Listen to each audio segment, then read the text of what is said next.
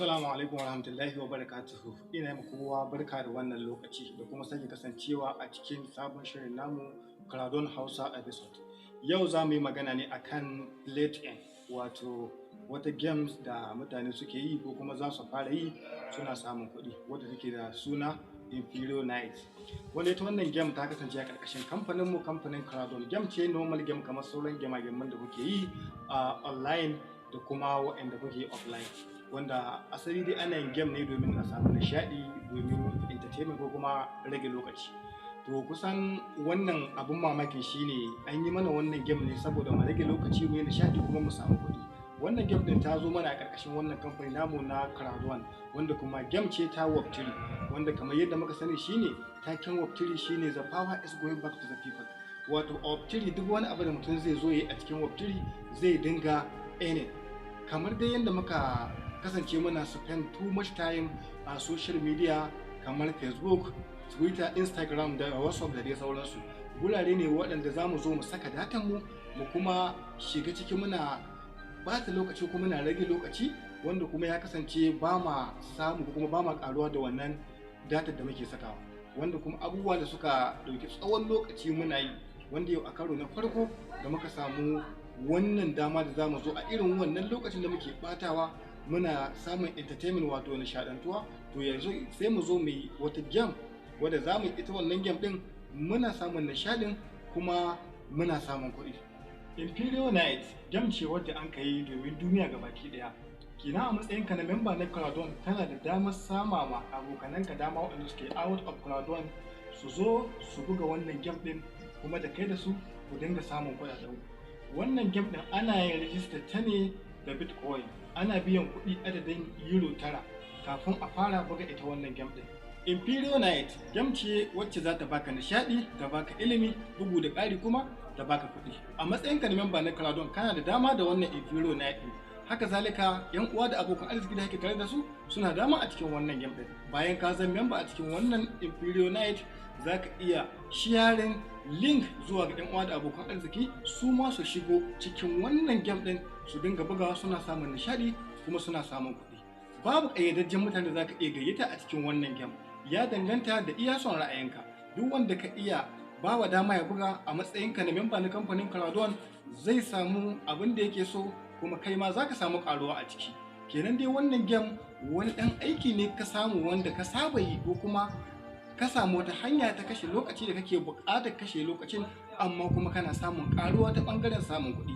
Ana biyan wannan kuɗin wannan game da Bitcoins ne, kuma za ka iya wuzlo a kowace exchange kake da buƙata, ba sai Airtel Wallet ba.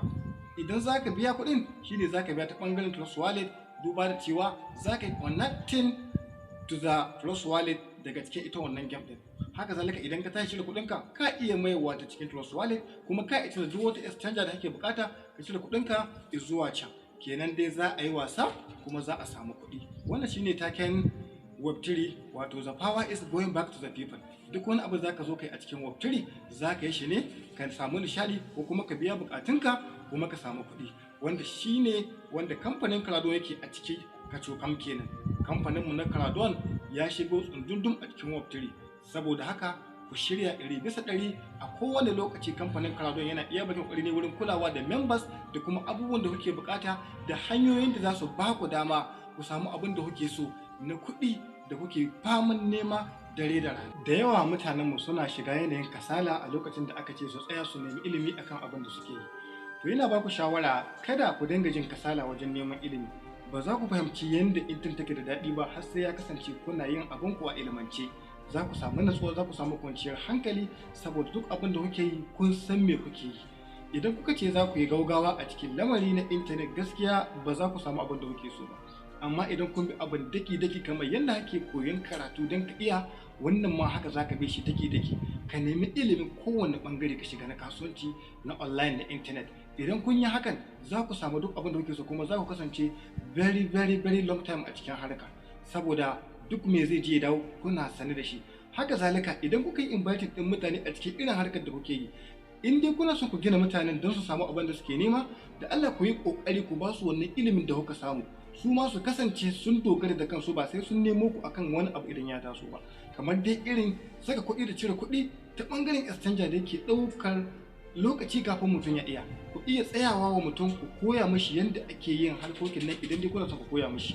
Kada ka ɗora mutum a hanyar da kowane lokaci sai ya dawo ma akan ka nuna mashi wani abu.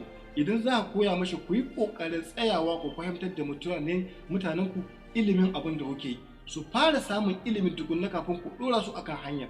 A haka ne za mu go tare mu tsira tare, za mu samu abin da muke so, ba za mu dinga samun ƙalubale ko kuma hasarori na kuɗaɗenmu da muke tarawa ba, duba da cewa mun san abin da muke, kuma ba za mu faɗa hannun ɓarayi da mutanen banza masu kiyaye hankalinmu suna ganin kamar ba mu san me muke yi ba. To idan dai muka yi kokari muka tsaya muka natsu muka samu ilimi akan abin da muke yi, to komai za mu yi shi successful kuma mu samu abin da muke so. Saboda haka ina ƙara ba mu shawara mu yi haƙuri mu nemi ilimi akan duk abin da za mu yi, kar mu yi gaugawa, mu nemi ilimin. Idan dai muka samu ilimin, to tabbas za mu samu abin da muke so, za mu kai har inda ba mu yi tsammanin kaiwa ba. Ilimi shine jagora a kowane al'amari. Na gode, sai mun sake haɗuwa a karo na gaba.